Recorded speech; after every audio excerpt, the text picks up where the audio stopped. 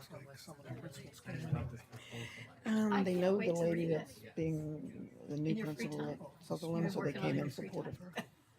I was working on it just now. I was like, okay, this is a discussion that I can't contribute to. Go ahead and work on some more. So yeah, it's I look forward to seeing it. I'm sorry. I would look forward to seeing it. Yeah. I'm excited for it. Yeah. It's much needed, and I think my approach of students are impacted by this issue. They should be leading, the charge. Yeah, I think agreed. it's so unique because everything that I can think of that has to do with bullying or what have you, it's usually teachers or faculty saying, do this, do this, do this, let's have this program, let's do Right. this, and like students aren't really involved in that. We need So. the kids to be involved. That's Yeah. right.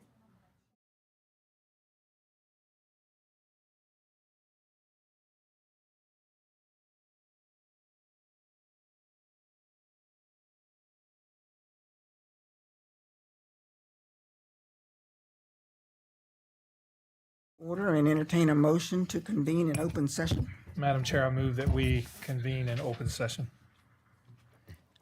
Second. There's a motion and a second. All in favor signify by saying aye. Aye. Are there any opposed? The motion carries. Ms. Golson?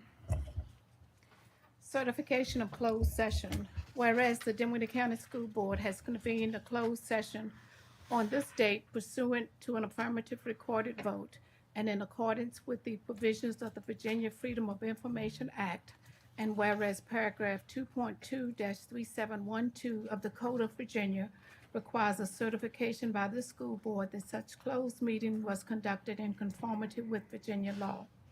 Now therefore be it resolved that the Dinwiddie County School Board hereby certifies that, to the best of each member's knowledge, only such business matters as were identified in the motion convening this closed meeting were heard, discussed, or considered by the school board. Dr. Elaine Pearson, District 1. I certify. Dwayne Walker, District 2. I certify. Robert Pittman, District 3. I certify. Mary Benjamin, District 4. I certify. Jason Brown, II, District 5. I certify. Madam Chair, all certified. Thank you very much. At this time, would you please stand for the Pledge of Allegiance?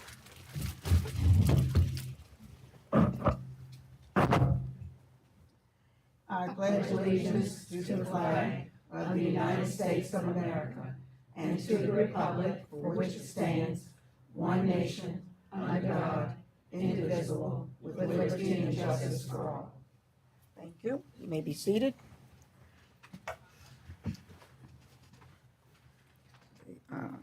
Approving the agenda. Madam Chairperson, I move that we approve the agenda as presented. Second. And a motion and a second. All in favor signify by saying aye. Aye. Are there any opposed? And that motion carries. Are there, I should have asked you this before, are there any changes to the agenda? It's a good thing since we already approved the agenda. Under the closed session report, personnel list, Madam Chair, I move that we approve the personnel list as presented. Second. and we have a motion and a second. All in favor signify by saying aye. Aye. Are there any opposed? And Dr. Weston has an announcement to I make. do. I have someone that I'd like to introduce you to or reintroduce you to. I'd like you to stand up, please. This is Dr. Brandy Walker. Dr. Walker is the principal of Sutherland Elementary School. She has over 20 years of experience in education. She has a bachelor's degree in psychology, which I'm sure comes in very handy every single day, from the Virginia Commonwealth University. She also has a master's degree in curriculum instruction, which also is very important, and from Virginia Commonwealth University. And she has an EDS in administration and supervision from UVA. And in an effort to coordinate all this, she has her doctorate in leadership and policy studies from Virginia Tech. So UVA and Virginia Tech. So that's a great place to be. That's awesome. She has worked in Petersburg, Colonial Heights, and most recently she was the assistant principal in Richmond County Public Schools. And I'm just so happy that now she's found home here in Dinwiddie County. And what's interesting about this is I sent a message last night to the principals and I said, because Sherry sent me a nice little email to her say, this would be a really nice thing to do. We always have to people that set us up for success. Sherry set me up for success yesterday. To let the principals know that they could stay at their schools and get ready for open houses this week, and wouldn't that be great? So I sent the message out. So I was surprised when I showed up and they were all here, and they were all here because Dr. Walker felt that she was supposed to be here this evening, and they all came to support her. And that just speaks to the team that we have leading our schools, and I'm very, very happy to have you. Thank you for being here. So when they make a fast exit out, they're going back to get ready for open house this week. Well, Thank you all we for being certainly here. do welcome you, Dr. Walker. And thank you for the,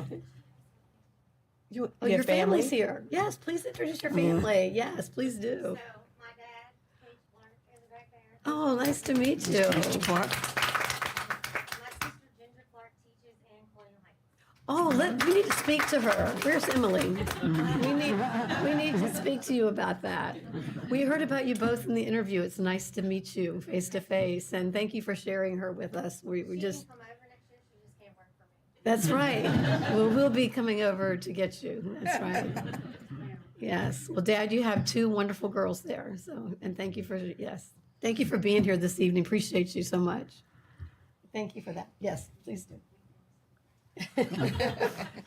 And now you may exit. Yes, now they can exit. Thank you all so much. Thanks for coming, guys. Appreciate you. And student matters.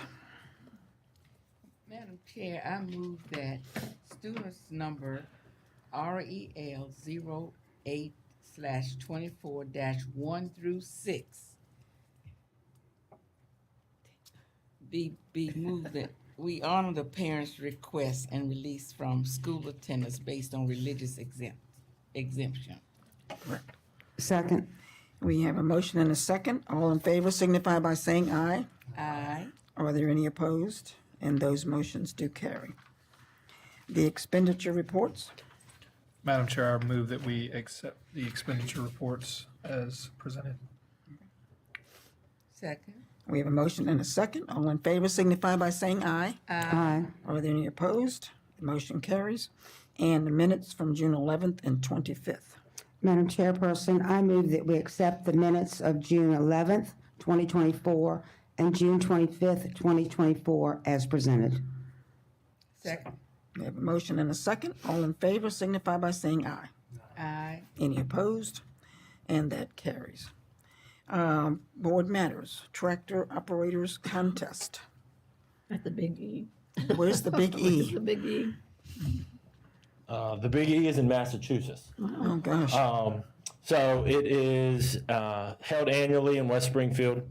There's multiple FFA competitions held for state qualifiers. We qualified for this competition, so we haven't gone to this one in a long time. I think Thomas told me it was about 8 years since we've qualified since the last time, but we had a student qualify. And they're going to represent Virginia. They won the southeastern area here and the state FFA contest. So the trip's overnight and out of state, obviously. A substitute's going to be required for Thomas for 2 days. The cost of the trip right now is approximately $555 for the hotel and then a housing block within the FFA. A charter bus is being funded by the FFA Foundation, but Thomas said they're looking into flights as of right now to possibly so they could get back earlier. He's working with the FFA Foundation on pricing for that. But I'm here to ask for approval for this trip for our student to go represent Virginia and Dinwiddie in this competition. Who's the student? Colton Ryder. Of course. I have a question just because inquiring minds want to know. So they go and someone else provides the tractors, so they're all driving the same tractor? Mm-hmm. So what if it's not a tractor that they're used to driving? Do they have some practice time on the tractor? They get usually about, I think it's 10 minutes. Oh, jeez. Just to like acclimate themselves and then run their course. Do they know what kind of tractor it is in case they can find one around here? Surprise. But I'd like to know, what do they do with, what does the, What skills are, yes, require? Come on up here, yeah. you can tell we know We're gonna let nothing, Mr. we don't know Flores anything about answer it. tractors, but we just would like Yeah. to. So at the state contest, they run 2 different courses, one with a regular just 2-wheel trailer, and then one with a 4-wheel wagon, like a hay wagon. Okay. So they have to back them up, maneuver them through different areas. They have, like, one spot has like a 14-foot, or I think it's an 8-foot width, and it's like a 6-foot trailer wide. So they only got a couple feet on each side. Once they move to the contest at the Big E, they do add a component where they have to operate a skid steer and move around a pallet into different locations. So And our student has been practicing. Can he practice that? he practices pretty much every day. Oh, So so then he should win then. hopefully so. Yeah, he should win. It's a great experience. Amazing. Thank you. That's good information. Any other questions about the tractor? Why do they call it the Big E? Is it East Coast? It's Eastern States Expedition. It's Virginia up to Maine, Oh, kind okay. of the top northeastern states. I got you. Any other questions about the tractors? If not, we need a motion and a second. Madam Chairperson, I move that we approve the tractor operators contest at the Big E for our Dinwiddie student. Second. All in favor signify by saying aye. Aye. Are there any opposed? That motion does carry. Thank you. Thank you. Welcome back. I know we never stop Yeah, working. thank you. Welcome back. Adult meal prices. Ms. Elder.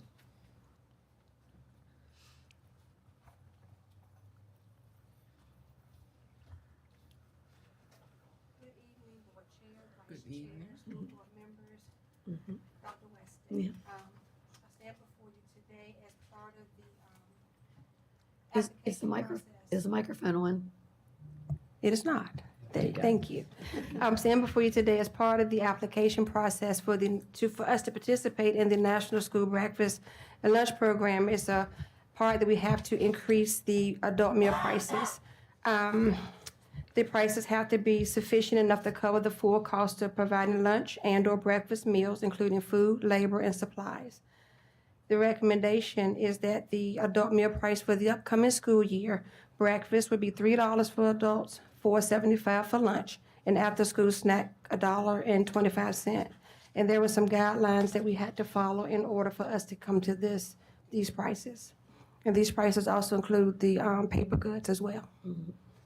So I ask for approval. Are there any questions about the meal prices?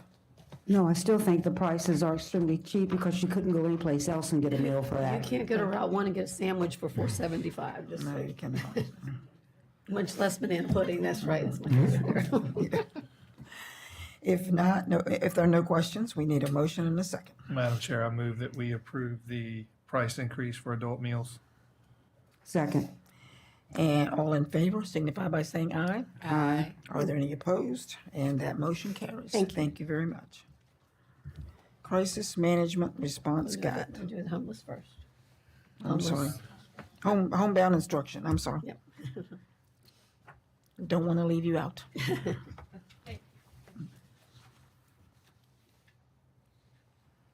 All right, good evening.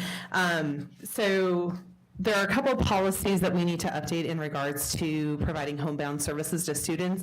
It's just some wording changes basically as far as who is allowed to sign off on the medical certification. I'll wait for Bonnie to get that pulled up for you guys. We open the other one first, Bonnie. Or no, never mind. That is correct, yep. So the first one is just in regards to the way that the current policy reads, states that a physician assistant or an advanced practice registered nurse can be the ones to sign off on the medical certification of need, but the way the Department of Ed guidelines read and the way our updated procedural manual reads, which I'm gonna give you guys a copy of that, it has to be a licensed physician or a licensed clinical psychologist. And so in working with our school board attorneys, or our school attorneys, we asked, or they requested that we update these policies. And then there's just one other word, I think, that we deleted. And then there was a policy that was attached to it that said homebound instruction, but when they reviewed it, it really had nothing to do with homebound instruction. It was for correspondence courses and alternative means of instruction. So again, they just asked us to clean those up so that the policies that are in place in regards to homebound are accurate. And then just a little additional information for you guys. My team has been working with Sands Anderson this spring and this summer to make sure that we have in place homebound procedures that we can follow. And so there's clear-cut guidelines as far as what we as a division are doing when we're approving students for homebound services. And that did come out of a situation in another school division where a student who had been on homebound, there were maybe some things that weren't followed by their procedures that should have been, that maybe could have possibly prevented some things from happening. So we've worked very closely with them. They actually sent one of their attorneys out to do training with our principals, assistant principals, and school counselors and school social workers today. And the feedback I've already gotten from some of the people that were at that training was that it was just very helpful for them to understand and to really know, what it is that we're doing when we're providing homebound services to students. So I just am asking for approval of those few wording changes in the policies. And then, like I said, I did make you guys a copy of the procedural manual that will be posted on our website, as well as we're just making some updates to our forms to align with the new procedures. So we were already using licensed doctors and psychologists, but our manual just didn't say it. Correct. It allowed for some other people to sign off on those medical certifications of need, and those are people that shouldn't be able to sign off on them. Thank you. Any questions? No, I think that's, to make it accurate and more definite is what we want to do, and then we don't have that little vague area in it. And I think it's good. Yeah. That we did that. Yeah. Thank you. Any other questions? If not, we need a motion and a second to approve. Madam Chair, I move that we approve the homebound instructions and report I don't have coming from Ms. Peters. I have a motion and a second. All in favor signify by saying aye. Aye. Are there any opposed? That motion does carry. Thank you so much. Thank you, ma'am. Thank you.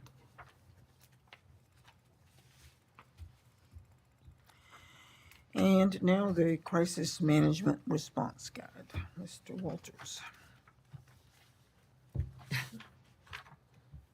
Good evening. Good evening.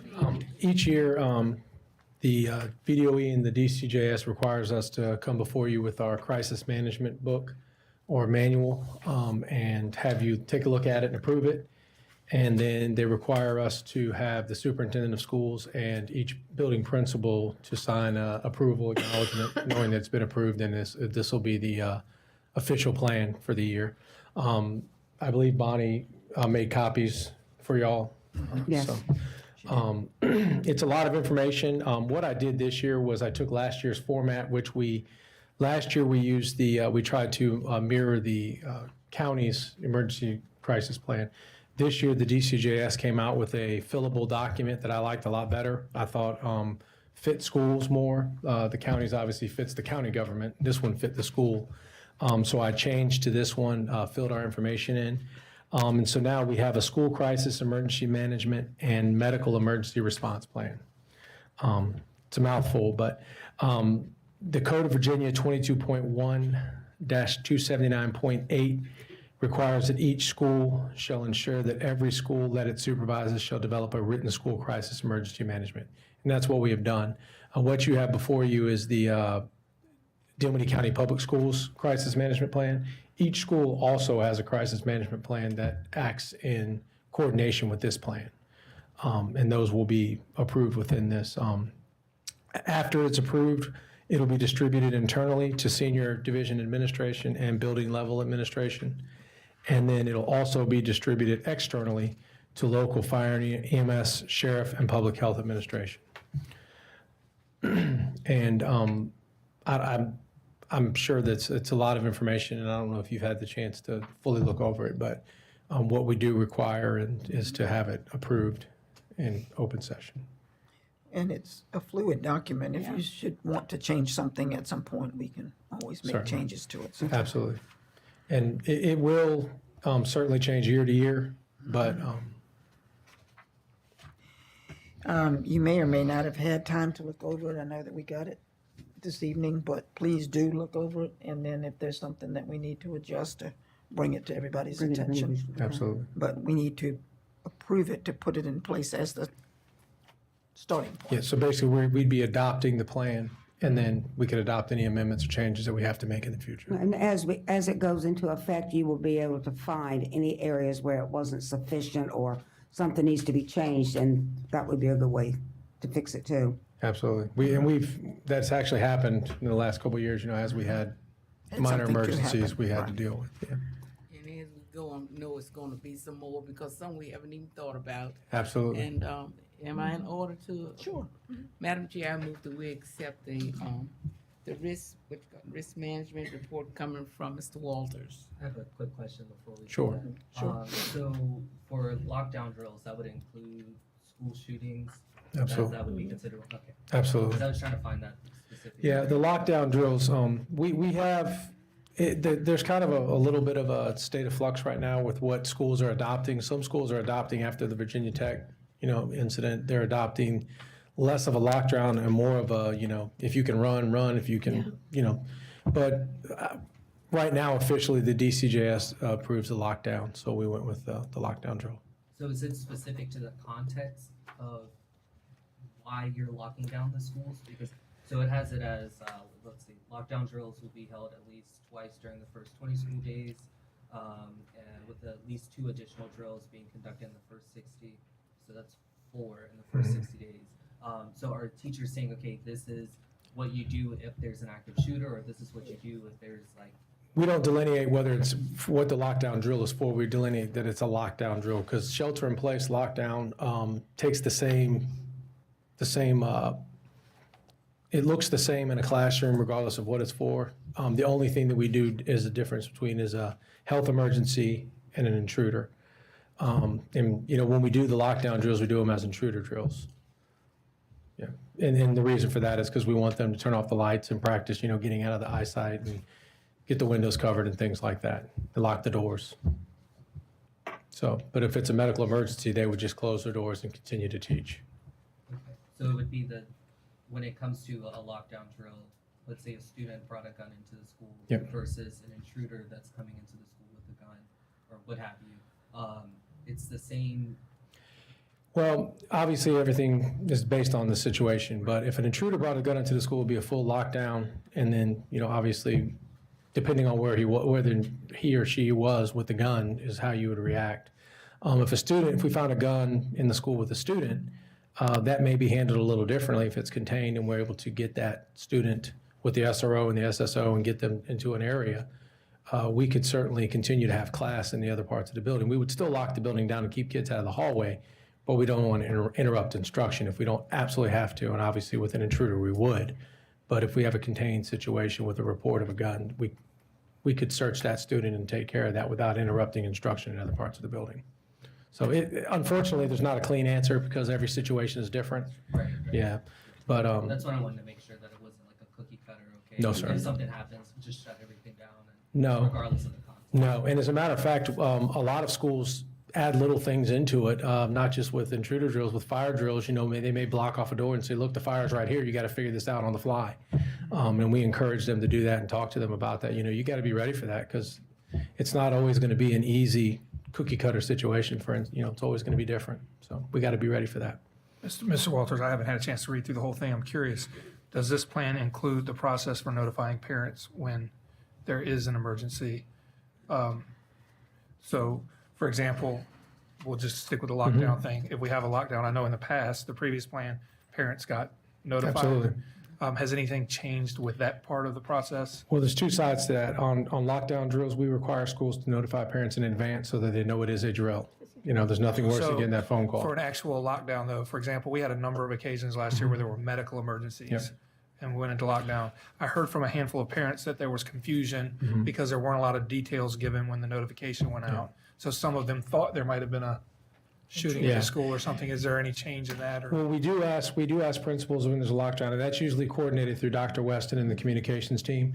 But we have to be careful with if it's a medical emergency about what we say. But we try to give as much information as we can to make sure that parents know that their child is safe and that it's not an intruder. Now, if it's an intruder, you know, Yeah. we're going to be transparent about that also because we're trained to deal with that stuff. But yes, we will send a phone call home so the parents aren't wondering. Absolutely. But it's usually handled through the communications department. Is that And it is included in this dictated. plan? That is Yes, included in sir. this plan? Yes, Okay. Yeah. So Page to 34. piggyback off of that, yeah, page 34. So it's, the way that I'm reading it is that the school principal will report the incident to you, and then you're communicating that out, or like what's the Well- window of time? Well, the window of time is almost instantaneous. You know, usually when the school principal, when there's a lockdown drill, they're going to have an assistant principal call me. And then my job is to make sure I'm communicating with Dr. Weston and her team because they're dealing with the situation. I can run around and tell everybody and get everybody in the know and mobilize and maybe go to the site if we have to. But once I get the information, it becomes my job to make sure that everybody down in this administration knows. And the word that's going out to the public, then we'll start working on that almost immediately through the communications department. And then we'll keep track of changes, keep track of information we have, so that when it does go out, we have the most current, up-to-date information that we have, that's available. And just to follow up on that, so a word goes out that there is an incident, and then hopefully we have word going out after the incident that is concluded and everyone is safe. Yep. A second Yeah, and- communication. Yeah, usually, you're not able to get enough information to give an accurate story until Much later. pretty much it's over, you know, so, you want to be careful not to put out something wrong, obviously, which is why we all start working on it immediately, whether it be with Dr. Weston or, you know, anybody else involved with, or Ms. Robinson Williams. And in that communication that goes out, is there something in there that sort of suggests the parents don't come to the school? Because they're gonna do that. Sometimes it falls on deaf ears, but yes, Yeah. we do. And I get it, you know, parents, they're babies, you know, I get that, but we do ask them to please let us do our job so that we can make sure that everybody stays safe and then emergency rescue teams can get in if they need to or whatever. The other thing that the schools have been working on is reunification Absolutely. drills so that they can actually practice with the kids going to the spot where parents would pick them up, so that's different. Yeah. you know. Yeah, that's quite a task, but they've been working on it and we've been thinking about it and talking about it. And Sunnyside actually modeled it a couple times Yeah. last year. Right. Did a really nice job of it. Any other questions for Mr. Walters? I'll second the motion that's already been made. So we have a motion, so Mr. Walker is seconding that motion. And all in favor signify by saying aye of adopting this response guide. Aye. Are there any opposed? And it, motion is carried. Thank Thank you you. very much. Thank you. Community needs assessment. Hello. Good evening. Is it on? We're gonna give you a hard time. This is Miss Hello, Angel there Young. you go. Guess it goes off automatically. Good to see you, Miss. Good to see you, Miss Angel Young. Yeah, thank you. All right, so I'm here again. Seems like you were just here. Yeah, feels the same to me. So I appreciate your partnership through this.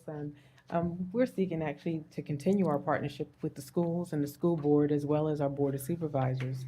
It's an annual, well, it's more than an annual event, but every 5 years, it's required that through the state Children's Services Act, that we actually do some type of an assessment. And our community needs assessment is what we have used before, and so we have worked really well with that. We've done it in several years. The last one that we had done was 2020.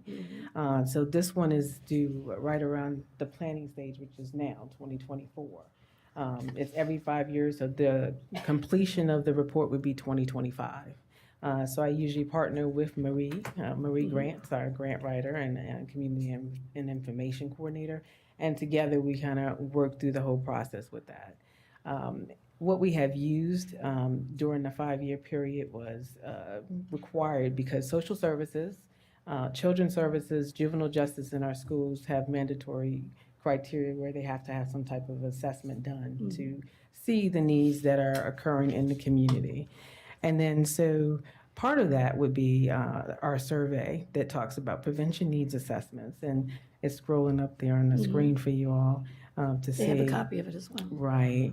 And so we're looking at the youth survey covers the weapons, violence, and bullying, feelings of hopelessness, suicide and tobacco, alcohol, drugs, sexual activity, body imaging, diet, nutrition, and physical activity.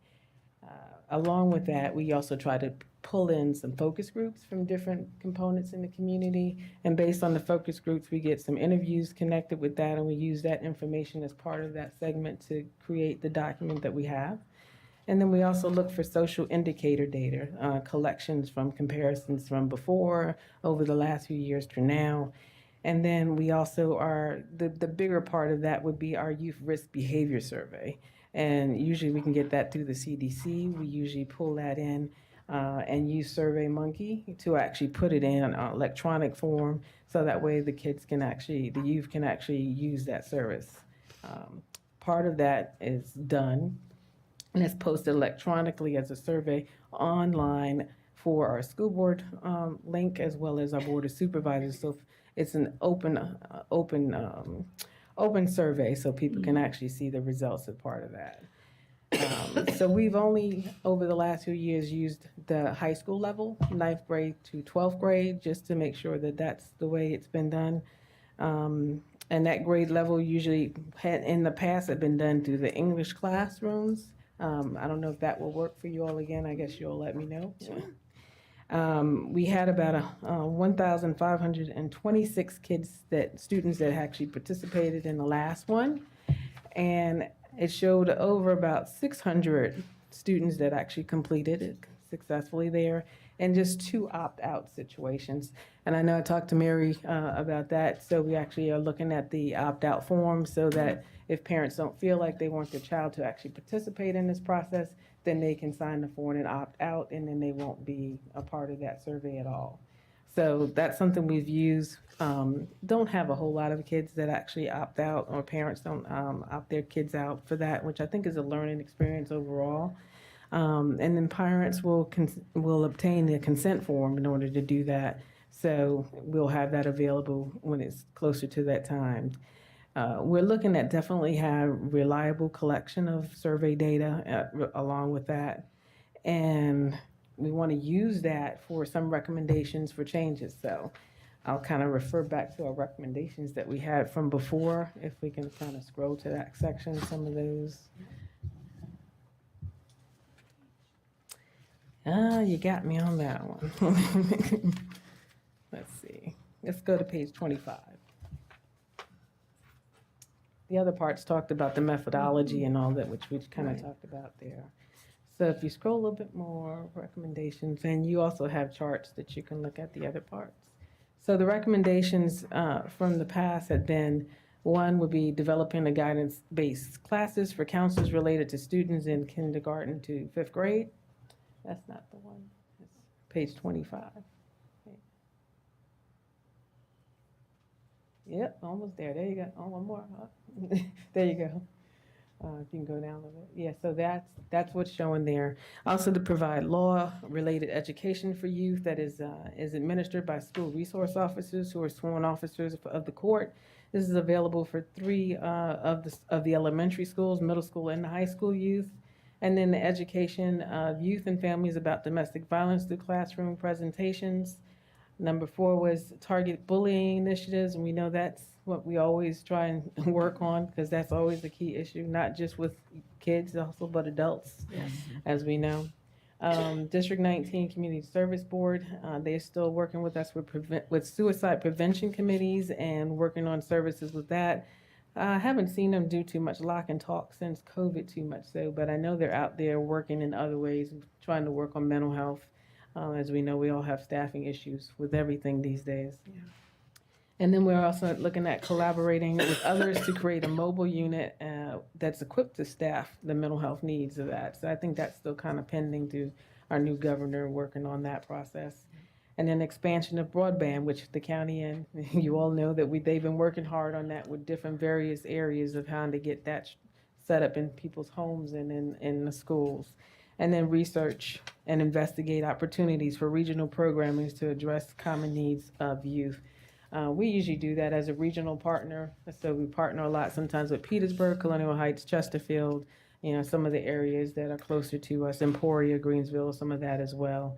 And then we confer with our local health department, which we know there's challenges there with staffing, but they're still available as needed to just kind of educate kids on the activities of sexual activity, teen pregnancies, sexually transmitted diseases, and to key prevention areas there.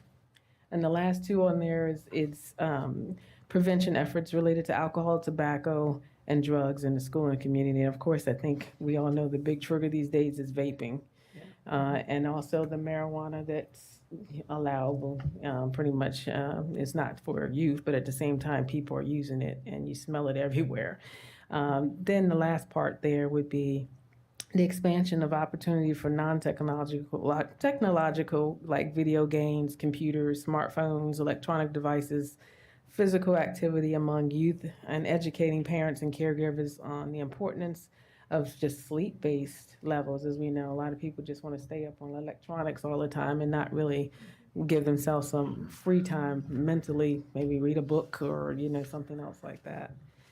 So those are the things that we're looking at doing, and that's part of what we're geared to set up for this. So we're coming to you to ask you all if you are willing to work with us to allow us to reset this up in a survey type component and look at a time frame that would be great for you all to kind of do this. Usually we've done it in October. That seemed to be a pretty good time frame for it, but you would have to let us know if that would work, and if so, how that would go about. We'd have to have some other discussions on how we would roll that out and how we would get that set up in SurveyMonkey and give parents and teachers and staff and administration the opportunity to figure out how that's going to look in the system now. I know 5 years is a big amount of time, and things have changed a lot over the years, especially since COVID. So we have to walk through that. Any questions that you have for me that I can answer? Is there any way that we can, as individuals, get involved in this? Part of the reason I ask that is one, because I'm interested in this. It touches on a lot of things that I campaigned on, and a lot of things that are part of my vision for a school system. And then it's interesting you said October as well, because I've spoken to Dr. Weston about creating an anti-bullying task force, and I have a proposal for that I'll be hopefully presenting in October. And so I'm wanting to make sure that I'm not doing work that someone else is already doing, so that I can learn from you and use that to inform what it is I'm trying to do here. So any way that I can get involved. Well, we're all for the anti-bullying. That's something we'll definitely advocate for. And yeah, that would be a good talk time. Maybe get together and see what we can come up with on that. And maybe even get Marie involved in that if there's something we can kind of look at for funding to kind of assist with that. So I think that's great. We do get the results after she does the survey and they disaggregate the data. We get the results and it's sometimes it's what students answer on those questions might be far to the right, far to the left, and sometimes the truth is in the middle. But there are pros at dealing with what's the norm with that. I want to be live action. Okay. All right. I've got your name down here. Any other questions or comments? I have a question on the opting out piece. Is it done with, when we have our code of conduct, there's a opt-in, opt-out in that? You have a different form, or you're using ours? I think we're using yours. Isn't that what we talked about, Mary? Okay. Yeah. Okay. So when those things go back to their individual schools, we have to be very, very careful if there's a parent that has opted a child out, because the child is not going to say so. Right. He's gonna. Right. And a child probably might not know what they mean by opt-out either. True. That's true. Yeah, so, and then that would just need to be sent to us to let us know who we need to make note of. Usually they sign off on it, we get a copy of it, or US keep a copy as well, so we'll have that for We have file. had parents to ask to see the survey. And that's fine. And it's online. It's been online since it was created. So you just go to the website and they just go to Children's Services, and on the website you will see the different questions. ones. The most recent community needs assessment. Yeah. Yeah. Any other questions or comments? How often do you all update the questions that are asked? Well, the CDC does a part of that. So we look at the new data in the CDC and we use that and compare that to what the current one is, and we see where it goes up or down and where the changes have been in areas and all those different areas that we just mentioned. So for example, 10 years ago, vaping probably wasn't on that survey, but Wasn't, yeah. it is now. It will need to be, yeah. Hopefully. And then the access to marijuana, I mean, how do you kind of describe that in a needs assessment now when it's legal, you know, Yeah, in some ways? Medically. true. Jot those down. Other questions for Ms. Young? Allow her to do the survey. The board has to. So we need a motion and a second to participate with the survey. Right. Madam Chairperson, I move that we participate in the community needs assessment. Second. We have a motion and a second. All in favor signify by saying aye. Aye. Are there any opposed? And that motion carries. Thank you for your work. And thank you. If you all just let me know what days in October would probably look like that, we can get that out so that parents can start reaching out and letting you know now. So are we still just surveying high school age kids? We don't do middle school yet? I mean, if you're open to do middle kids, middle school kids, I mean, we did before, but it just wasn't last time. But probably because it was also COVID and everything else was going on. But I think we should add them to it. I think it's open because right now the middle schools have more challenges, I think, than the high school. Any data we can have about our middle school students. would be- And even if it's not the full school, if we had reasonable sampling, it would be Yes. good. Yeah, The older students, they maybe. right. So with Like seventh, all eighth. of the middle school, the six to I don't know, eight, maybe or the seventh and eighth graders. seventh and eighth. Yeah. I mean, I'd make the recommendation that we do 6th through 8th. I mean, just even looking at suicide rates or Oh, attempted yeah. suicide, it's much higher in middle school than it is high It school is. and elementary. So, Yeah. I mean, just getting all, especially adding 6th grade into it, allows us to see that transition period Right. between, okay, you're a 5th grader and now you think you're an adult, you know, what's going on in that little gap there. So, Yeah. Yeah. 6th through 8th, I would recommend. And we have I done don't know that in about the the six past. though. There's questions on there, sexual behavior questions on there. Do you make them cater to age? Because, I mean, things do happen. We can to look a at that degree, and whether see it's what, molestation or Yeah. access to pornography or what have you. I mean, we have them sign off when it comes to their Chromebooks, so Mhm. it's something that they have access to. yeah, we probably look at that part and on the CDC. See if it's age and- appropriate. Mhm, and see if it's age appropriate. If not, then, maybe pick out certain questions that might not be as intense as the high school Do you level have that on capability to Mhm. add or take things out? We should be able to, That would be good. not wording wise, but just pulling one part from it. Right. and choosing not to. What is it we're trying to find out? Yeah. Mhm. Okay. Any questions, comments? Thank you. Rachel. Thank you. All right, thank you all. I'll wait back to hear from you all. Have a good day. You too. Thank you. Back to school bash. The enrollment first. Chris. Oh, enrollment. I keep looking down. It's my bifocals. I don't Just see gonna talk to you it. about enrollment. That's okay, I totally understand that. I know. I think I talk loud enough that you don't need the microphone, but I'll turn it back on. People at home. Good afternoon. Good afternoon. So I'm here to give you an enrollment update of where we stand, hot off the press today. As of yesterday in our schools, the enrollment. Overall, we're at about 4,037 students, not counting preschool, because our ADM is based on K-12, which is about 63 under our budget right now at 4,100.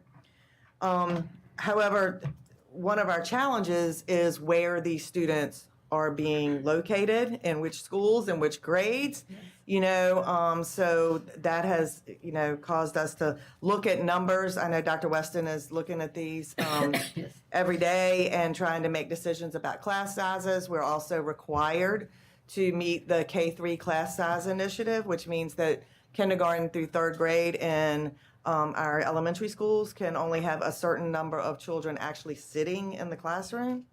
So that has also been a challenge as of right now. However, we're not real sure what's going to happen in the next week as well. People tend to enroll late. But we'll also know that on the first day of school, we'll have some kids that will also withdraw because they're in another school division but have never sent their information to us to withdraw them, and the other school division will do that. So this is where we stand today. At this point in time, we're recommending that we just kind of sit tight and see what actually happens when school opens next week, and then if we need to make some decisions after that, we can do that. Do you have any questions at this time? Do you have, Go ahead, Jason. do you have the number on how many students are in our EL program? Has that number gone up? EL program. Penny? Our program, 138, and last count, we had about 20 pending, and then we had some new ones coming in. So when we say they're pending, that means that we have to screen them within the first 30 days of school. So it's going up. Yeah. Oh, yeah. Staying right about the same. Last year, I think we ended up with like 142. Okay.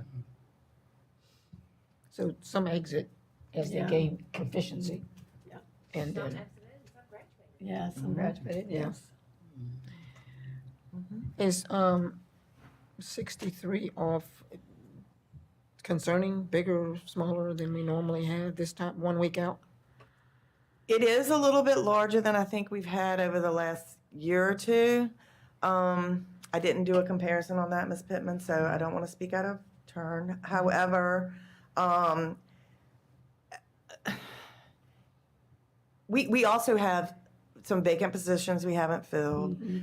So we've got some things, you know, in the back of our pockets to be able to kind of pivot and adjust to this if necessary. I'm really hoping that what we will see is, you know, this will get closer to 4,100 students, if possible. Last couple of years, we've kind of gained, actually, as the fall Yeah. went through and students kind of came. So, you know, yes, it is concerning, but I don't think we're at the point where we need to like make some knee-jerk Yes. reactions and say we're gonna, you know, not spend this or not fill this, because I think we need to, you know, go ahead and try and put as many teachers in classrooms as necessary. And of course, we have to comply with the guidelines or we don't receive the funding for like the K-3 class size. Yeah. So is kindergarten about what we thought it would be, or are we running low on that? Kindergarten is about at 300. 282. It's about normal. So, Usually yeah. about 300. Yeah. Yeah, last year was 306. So, That's usually what our graduating classes too. yeah. And, you know, that, again, people tend to wait to the last minute to do things as well. So I'm pretty sure that we will get some additions to this in the next I think too, week. when we have the advance for the board in a couple of weeks, maybe we can also have this by school Oh, to show them where all that, because by then the kids will be back too, so you'll kind of know exactly where the Right. challenges are. Yeah, I was just looking to see if there was any anomaly or anything that I could. There's Well, no spot that we know of that would be like there are too few fifth graders in this school and we're gonna have to let It's it move a it's teacher. not, it's not as much at the elementary level as it is at the middle school. Secondary. That's one place. You know, the other thing is based on the we're supposed to have like our English classrooms have to be below 24. We're trying to make sure that's right, so. Right, we've been And working on finding a lot of teachers. that this year that we. So when you move one thing. Yeah. Yeah. But then finding teachers has also been a challenge, Yes, it has. because we want to make sure they're qualified teachers in the classroom with children. Yes. So, yes, more information to come. And at this point in time, you know, I think we just sit tight, we're okay, and we'll definitely have a better idea when we meet at the end of August. Yep, great. Any other questions? Great. Thank you. Thank you. so much. Thank you so much. Okay, Bash. I'm not Ms. Robinson Williams, but I've been asked to share information about the bash. It will be held on August 23rd from 5 to 7, rain or shine. Just so you know, or hot weather or cold weather, doesn't matter. We have a plan B if the weather is not cooperating, so we will hold that regardless. And Ms. Robinson Williams has been able to reschedule everything. We'll have everything from haircuts to clothing to supplies to shots. Yes, there'll be shelves worked out so we can get shots there. So anything parents could need to bring their children to school will be available to our parents there. We will have food trucks there also so they can get dinner. So there'll be a lot of great things happening there. So rain or shine. Questions about the bash? There's always huge attendance at that. It is and it's, always well attended. There are some recreational things that go on. Yes. Sometimes you have the rock wall that you can climb and the Yes, bouncy house. everybody's and- there. As well as all the other stuff that you might Lots need. of our community partners are there, and it's really a great time. Ms. Golson, do we have citizens signed up to speak? No? Okay. Board member comments. We will start on your end, Mr. Brown. Or do you want me to I was trying reverse? to think of my Creativity on comments. the Oh, end. well, that's okay. We can flip and go down this end. Yeah. I'll begin. I wish there were more teachers here tonight, just because. Last week, when we had the convocation at the high school, the guest speaker was absolutely outstanding, and she shared with us, which many of us also have personal experiences, with the fact that our teachers were our hearts, our hope, and our heroes. I became a teacher because of a teacher. And I think that was a very strong point to make. It was very uplifting, and I really wish to thank the committee, Dr. Weston, whoever got that speaker for us. Those of you who were not able to hear her, she was fantastic. She was. Yeah. Thank you. Mr. Walker? Well, first of all, I just want to say that this is an exciting time of year. Yes. I think new beginnings are always exciting. You get a clean slate. So I look forward to seeing what happens in the coming school year, but I do want to, I don't know, I'll just ask for forgiveness later because I don't know if this, I put my foot in my mouth a few All times. right, we'll help you out if it We goes had a that way. Rwanti meeting that wasn't originally on the schedule, and I won't go into the details. There were some issues at Rwanti that we had to address unexpectedly. Yes. But I'm only bringing it up because I was so proud to be from Dinwiddie County at that meeting because, you know, there are several school districts involved at Rwanti, but Miss Fleming, I don't know what we pay her, but if there's a way to give Not her enough. if there's a way to give her a raise, she strikes me I as think you're in someone charge of that. she pays for herself. So and what she, along with Dr. Weston, was able to do for great job. Rwanti, we probably averted a serious crisis over at Rwanti because of their work, and I thought it was cool that I could say they're with me. So I appreciate the people that work for our school system, and we have some really good great people, team.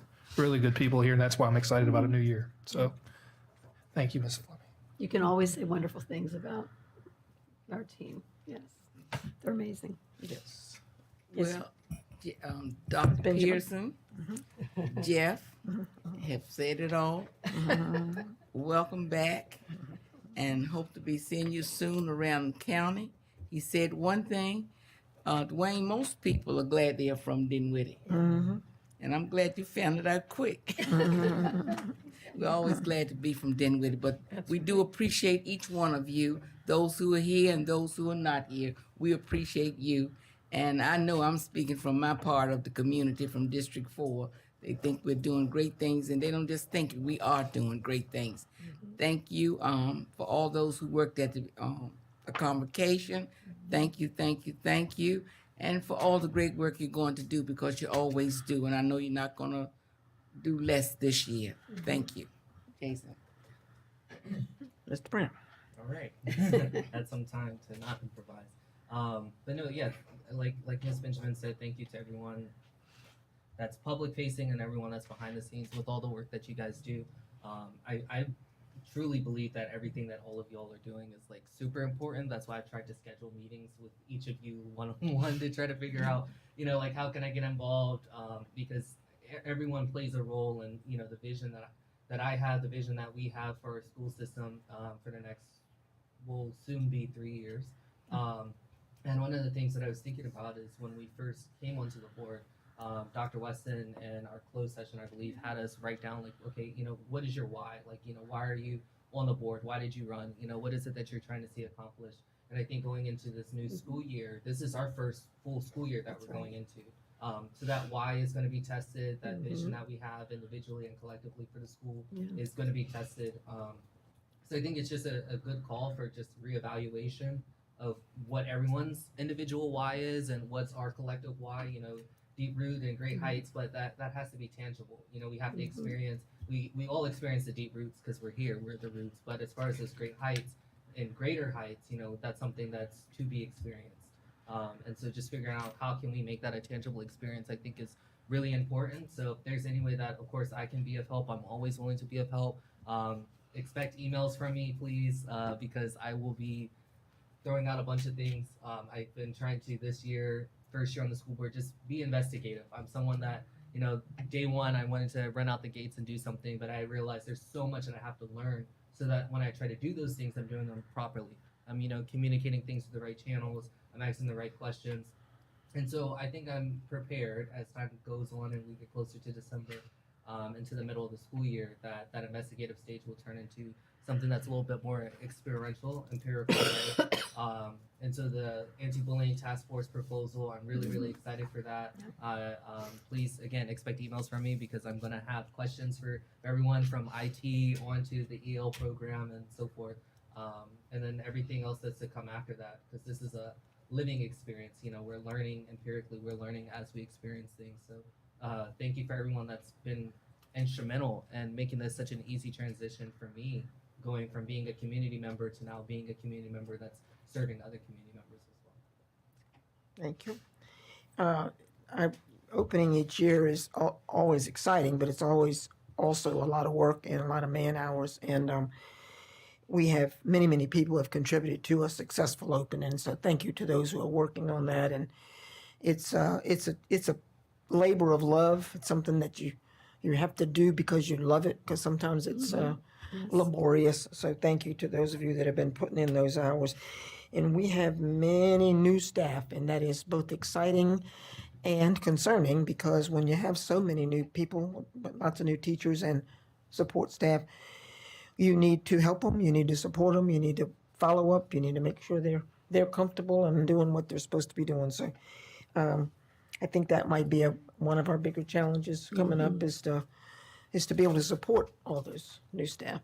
And every school division is going through that. Many people are retiring, you know, before they have to, and we have people that are, you know, have taught for a while and are deciding to do other things. So it's just what we're all going through.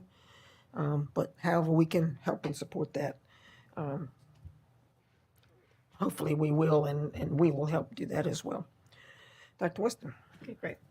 I wish I could, it's so interesting to me when I have interactions with people in the community. I wish I had like $1 for every time somebody said, boy, aren't you glad to have a break? Well, the summer is our busiest time here at the central office, so it's always funny to me when people think that's what we do here all summer is just break. You know, there's really nothing going on because there's no kids, but this is when the heavy lifting goes on. So I want to make sure that we do spend our summers making certain that we, as a team here, are smarter, that we're more informed about what's going on, and we're ready to do something different as a result. And so we've spent this summer doing that. Shanaria and Carly and Penny, they've been leading curriculum writing teams like all summer long. I don't think we've had teachers that have gone home, they hit the ground running from the day after the last day of school to all summer.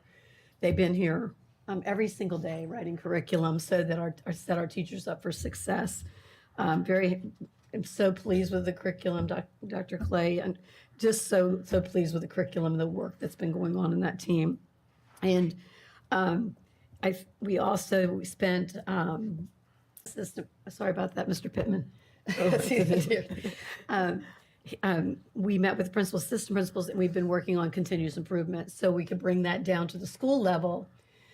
Doing some really smart work there this year. We've tiered all of our schools, and we've assigned each principal with a central office person that's kind of their connect and check-in person that kind of, so to help to support them. there's just been a lot of things going on. You talked about the conference last week, unbelievable. I want to recognize Betty again and her leadership. She hates that. That's why I always like to say it, because, when people are that humble about their work, you want to make sure you recognize them often. But that team put together a phenomenal 2-day event. Don't think that anybody understands the magnitude of the planning and preparation that goes into that. I think there were about 20 plus people that were on that committee that all had different roles to play to pull that off. Unbelievable. And, I do think the opening speaker, I think what her message for us was to remind us to see our work through the eyes of a child. We're dealing with children, right? So we should always think about our interactions with children through the eyes of a child, right? And you're right, Dr. Pearson, it was, we all have a story. And I think we got to be mindful of that too. The grown people come with their stories to work every day too. Just want to remind you that you have your advance in a couple weeks. So we're going to be spending some time, and the team will be coming to work with you all and doing some goal setting for this year. You all can lay some goals out for us, and to talk about the deep roots and great heights that you mentioned, and what's great heights going to look like this year. And what are going to be those measurables that you want us to be working on in the year ahead. I also want to say about Mary Peters, I think you're only as good as what you're only as good as what you know, right?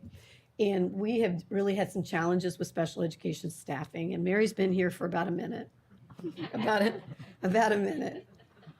And we met with her, and I was like, okay, because if I don't have information, I go, well, we can just move this person here, and I want you to know that Mary went through every IEP, every student's IEP in this district, and put together it's a worksheet for every school, so we can know the student. And I heard something, we don't call them disabilities, we call them abilities. Their abilities, and about, what their plan for support is, what their needs are, who their caseworker is, everything. So we can pull that up, and when we're making decisions, now we can make decisions. I mean, that's servant leadership. And she did it on her vacation. I just want you to know that. I did not ask her to do that on vacation. I just want to put that out there too. But I do appreciate that, because now we have more information about our special education students than we've ever had. I appreciate that. Wait, I don't want to miss anything that I have written on here. Jeff told us we will, for the parents at home, bus routes will be at your schools tomorrow. So please join us at the secondary schools tomorrow night for back to school night from 4 to 7 for middle and high school. And on Thursday, the bus routes will be there 4 to 7 on Thursday evening. And I will just remind you that the last thing is Friday Night Lights begins August 30th. Looking forward to it. That's right. Football starts August 30th. I think it's the 29th. Oh, I'm sorry. I had August 30th. But Yeah, I think it was originally 30th. okay. But they moved it to Thursday night because they got to go to school Friday. Okay, August 29th. Whatever day it is, it's that last week in August, Thursday or Friday. But we'll have it on the website so you'll know exactly which one it is. That makes sense, because I think that's Labor Day weekend. And they go to school Friday, so they want to. That makes sense. Thursday night. Maybe it is the third, I don't know. Okay, we'll figure it out. It'll be on our website, and Mr. Tortorese will push it out to us all, but that's when it all starts. The action starts, right? Right, That's Bonnie?